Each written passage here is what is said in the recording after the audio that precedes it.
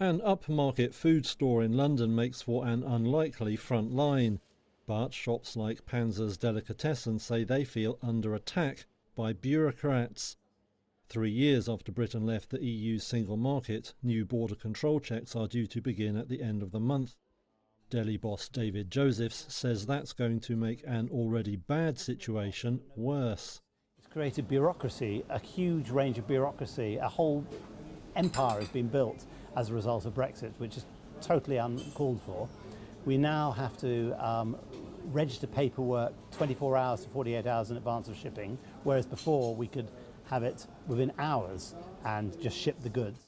EU exporters of many foodstuffs and other products already have to provide health certificates for their produce. That may not be a problem for big firms importing in bulk, but smaller UK retailers say it can delay the arrival of goods by weeks and make little orders all but impossible. From April 30th, the products will also be subject to physical checks at border posts. The government says that will help stop diseases and pests entering the country, but many retailers fear it will just add to delays.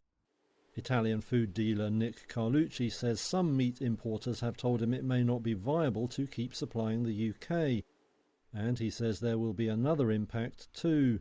Unfortunately, we do have to pass on the costs. We can't absorb all these costs that just keep coming out of thin air. We do our best to absorb as much as we can, but we have to pass it on to our customers, which are farm shops, food halls and delis, and unfortunately they have to pass it on to the final consumer. After the new checks come in, he says importing one pallet of varied meats will cost an extra £432 or $537 compared with before Brexit. He says the costs could hammer his profit margin by 10%. Now his firm is stockpiling, afraid of bottlenecks at key gateways like the port of Dover on the south coast. However, the government says it will take a pragmatic approach and says it does not anticipate major disruption. Ministers estimate the new rules will increase food inflation by just 0.2% over 3 years.